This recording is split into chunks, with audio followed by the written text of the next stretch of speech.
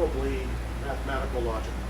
Here's the sentence, here's how the word fits together, here's its piecing, here's its sequence, right? We learn mainly through bodily kinesthetic, visual spatial, and music. That's how we learn language in those ways, far more than the way we tend to teach language. Right? Would you agree? Mothers sing to their children when they're young. We tend to clap and do things. So one real key thing about the physical, I'll get to that. So that's that. And then we talk about best practices. These are the best practices. I can provide this to you later on because I know we're getting toward the end of the day. I want to get to a couple other things. The best practices that were put out, and I had a couple slides on this. Again, I can provide you with, are your lessons student-centered? Are they experiential? Are they holistic? Are they authentic? Are they expressive? Are kids getting a chance to express themselves? That's just huge. And that ties into something in 2 minutes. Are they reflective, social, and collaborative? Democratic, cognitive, developmental, constructivist, challenging, constructivist is huge. Just going to pass through this if that's okay. Here's the work I want to get to with you. What about where kids play with each other? Key, huge. Massive. I mean, is that collaborative or just, I mean, what? That's not really utilizing They best just do it all the practices. time. I mean, and that's what I. It'll tie right here, Earl. We'll tie right here. Remember I told you about the Keynes? They're the 12 grade line principles. Here are the principles. They are not in any particular order. This is a vast amount of research. Please don't write all this down. It's in a book that you're going to get tomorrow. Okay, you're going to get a copy of this. Woo. But, for instance, the research is out there, shows very clearly the brain and the brain mind is social. We are social beings. We want to know what each other is thinking and doing, considering, and all that sort of stuff. It's natural. The research is very, very clear on that. So when you have teachers who tell kids to come in, sit down, shut up, don't say anything for the next 45 minutes, and then leave, we're good. And especially if they're adolescents. We're driving them nuts. They want to talk. They want to find out. They want to engage. The search for meaning is innate. The brain is always going, why? So what? Big deal. Who cares?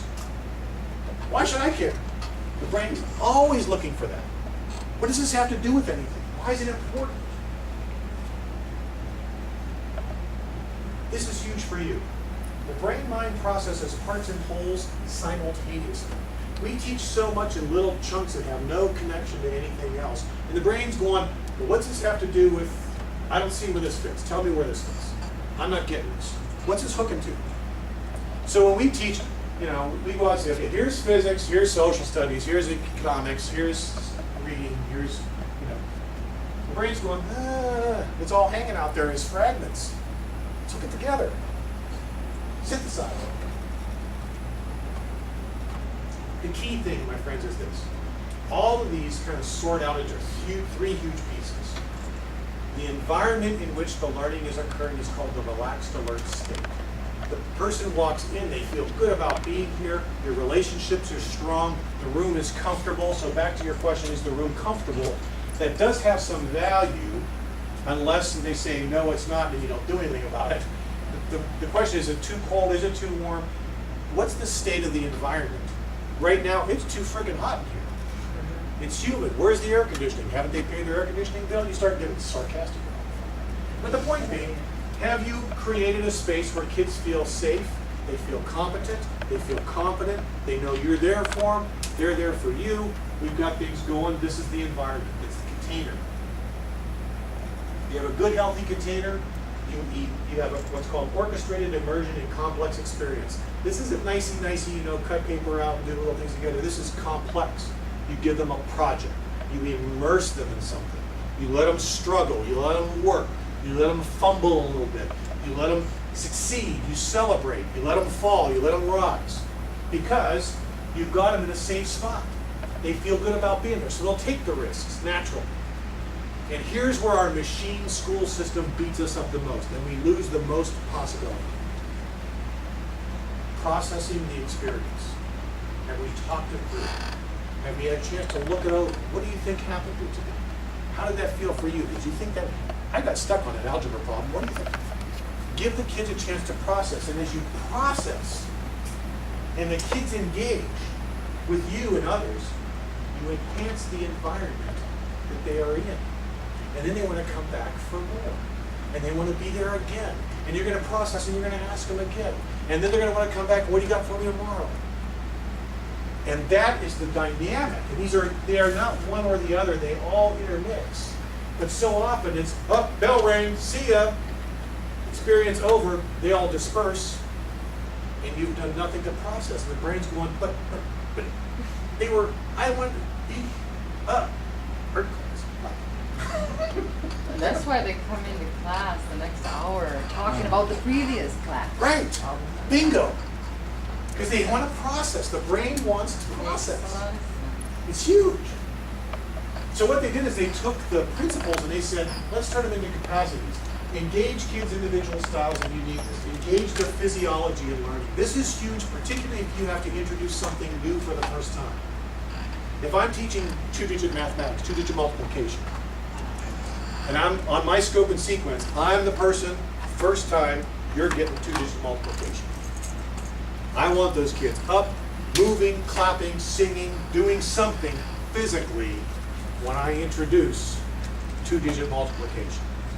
Because you've engaged far more senses, you've got audible going, you've got physical going, you've got their hormones moving, you've got all kinds of cool things flying around, and the chances that they'll remember it go way up. When you engage the physiology, it's huge. So these are what are called the capacities. See that one here? Almost. That's perfect. These are the three. Relaxed awareness state I talked about.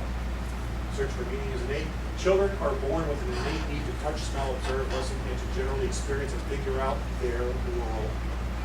The brain needs and automatically registers the familiar while simultaneously searching for and responding to novel stimuli. My favorite two words on the planet. What can you do to keep novelty alive in the learning process?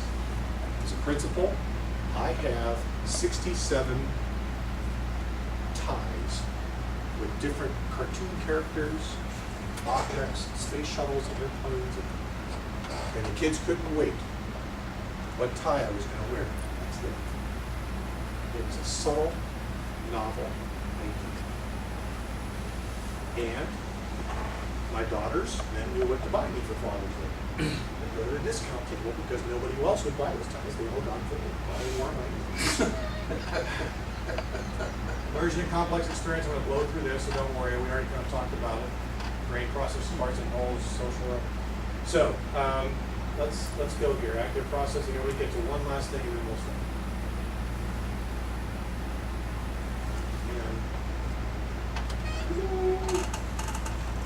Immersion processing. This is it. Yep. Past that. We talked about different types of teachers too. Traditional, transitional, and transformational. We built a book around that. The traditional teachers that buy the book all the time. The transitional teacher has more kids involved in the learning process and choice. The transformational teacher is very student-driven, very much students in the lead. The transformational type teachers.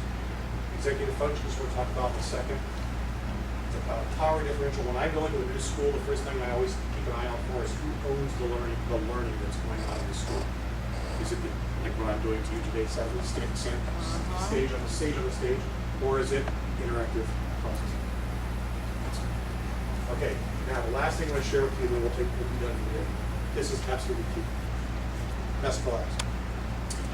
Prefrontal part of your brain, right in the front prefrontal cortex, are housed what are called your executive functions. This is new stuff. This is out in the last 6 or 7 years. Your executive functions are skill sets that, quite frankly, I see as the absolute highest priority as our role as education, as an educational institution, set of institutions. These are your executive functions. The individual's ability to reason, assess risk, make sense of ideas and behavior, moderate your emotions, to make a plan, think enterprise, to make a plan and develop a timeline. In enterprise, in your projects, help kids have the ability to know when to ask for help and know how to use resources. In enterprise, would your kids have the ability to adapt goals based on new information or understand